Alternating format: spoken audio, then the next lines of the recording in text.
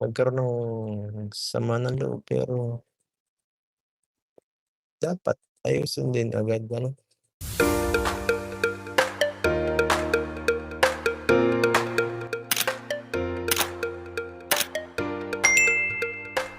Isang mapagpalang araw po sa ating lahat. Magandang araw at diyan po dyan sa mga silent viewers at solid supporters sa mga kalingap.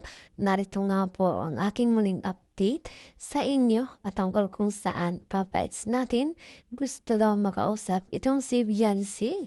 Subalit may humahad lang. So sino kaya ito? Mga kalingap, siyan po ang ating alamin at pag-uusapan maya-maya na lamang. Pero bago po yan, lagi kong paalala sa inyo, bago po tayo magbigay ng ating mga komento at opinyon, tapusin po muna natin ang kabuuan ng video. Nang sa ganon ay akma po ang ating i-comment mga kalingap at lagi kumiling sa inyo. Patuloy nating suportahan ang mag-ama na matubang. Napakaganda nga po yung ipinapakita nilang pagbibigay saya at tulong sa ating mga kababayan. At syempre, suportahan din natin ang kanilang may bahay. Walang iba, kundi sina Ate Edna Vlogs at Chucky Tafia. Huwag mo sana tayong magsasawang sumuporta, mga kalingap. At heto na nga mga kalingap, papaeds natin gusto ra makausap si Beyonce sa anong dahilan kung bakit ang gustong makausap ni Papa si Beyonce sa mga kalingap. Grabe nga po't meron daw humahadlang dito kay Beyonce sa kanilang pagkikita o sa kanilang pag-uusap ni Edo, mga kalingap. Sa tingin niyo mga kalingap, gusto rin daw makausap ni Beyonce. Ito mo si Papa It's natin. Siyempre mga kalingap, sa tingin natin ay talaga namang miss na nila ang isa't isa. Lalo na nga po mga kalingap, si Beyonce natin ay napamahal dito kay Papa Eds at sa tagal din ng kanilang pinagsamahan ng si Beyonce ay nasa kalingap at talagang napamahal na nga itong si Beyonce natin kung kaya malaki ang epekto ng pagkawala ng love team dito kay Beyonce. Siyempre ganun din kay Papa Eds at siyempre may mga dahilan kalingap kung kaya silang dalawa ay nagkahiwalay at kung bakit ang love team ng EDSI ay nawala. Mga kalingap sa yun din ay kagustuhan ni Beyonce na siya ay aalis sa love team at maging sa kalingap nga po ay nawala na itong si Beyonce natin at sinasabing anti-kalingap na itong si Beyonce. Kung kaya wala ng pag-uusap dito sa dalawa. Pero sa tingin yung mga kalingap, hindi na ba nag-uusap itong sa dalawa? Sa personal mga kalingap, sa tingin natin ay wala na. Pero sa ating palagay ay talagang nag-uusap pa rin ito. Through chat man siguro mga kalingap ay hindi lang natin anal. At syempre, at yun din nga po ay gusto nilang i-private kung sakali mong sila mag-uusap personal. So siya ngayon ay marami nga pong pangbabash, marami ang nakapaligid ng mga batang nakamasid. Kaya patuloy pa rin nag-iingat itong si Papa Eds natin. At syempre, focus na lang din siya sa kanyang mga beneficiary sa mga kay tulong mga kalingap. Nakikita naman natin tuloy-tuloy ang kanyang pag-charity at pagbibigay tulong at kung saan sana nga po nakakarating itong si Papa Eds natin.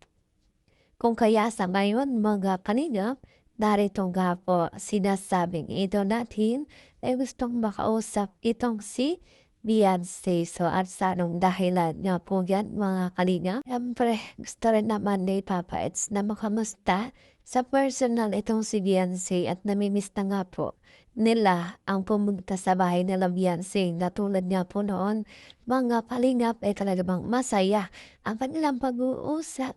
Masaya ang kanilang bonding at sa ngayon ay hindi na nga po nila nararanasan bagkus kanya-kanya na nga po sila sa kanilang pamumuhay ngayon lalo na si Beyonce natin ay meron ng sariling YouTube channel at focus na rin siya sa kanyang channel at syempre sa kanyang pag-aaral.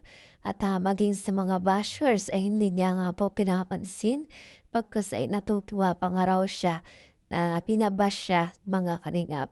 At sa ngayon nga po ay hindi natin alam kung ano ba talaga ang relasyon ng dalawang ito. At may ilan pa rin po talagang umaasa, naniniwalang itong si Edo at si Beyonce ay muling magkaayos at muling mabuo o muling maibalik ang love team ng EDC. Pero sa inyong mga palagay mga kalingap, papayag pa ba itong si Beyonce natin kung sakali mang siya ay balik sa kalingap? Pero noon pa man mga kalingap, ay marami ng pagkakataon na binibigay itong si Kalingap Rob dito kay Beyonce at welcome nga po siyang bumalik sa Kalingap. So palit talaga mas pinipili ni Beyonce na maging anti-Kalingap kung kaya Kalingap from natin walang nagawa at kundi hayaan lang kung anong desisyon ni Beyonce. Ang sinasabi nga dis babaets natin na anti-Kalingap na siya ngayon kung kaya wala na nga po siyang pakialam at focus na lang nga po si Kalingap Rob sa kanyang mga beneficiary. Dito nga po kay Joy, kay Carla at maging sa iba pang kay Angels at talagang nakikita natin na suportado sila sa kanilang mga ginagawa. Lalo na nga po dito kay Joy sa kanyang YouTube channel, nakakatuwa nga po at sinusuportahan siya ni Kalingap Rob. Malaking panghihinayang na lang talaga dito kay Beyonce na kung saan ay malapit na sanang magkaroon ng sariling YouTube channel si Beyonce noon kung hindi lamang nagka-problema at kung hindi lamang siya umalis sa Kalingap. Pero siguro yun na din ang isang daan para nang sa ganun ay marami pang mas may iba pang matulungan itong si Kalingap Rob mas maka-focus nga po sa iba dahil kung maalala natin ay talagang paborito itong si Beyonce ni Kalingap Rob at talagang hangang-hanga at paborito na nga nila sa lahat ng K-Angels itong si Beyonce ang kanilang nagugustuhan.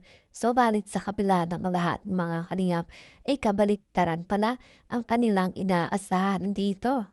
Kaya sa ngayon, hinahayaan na lamang nga po nila itong si Beyonce natin kung anong gagawin niya sa kanyang buhay at syempre masaya pa rin naman ang kanina po ano man nga po ang naging desisyon ni Beyonce at syempre nakikita naman natin na si Beyonce ay masaya sa kanyang ginagawa ngayon.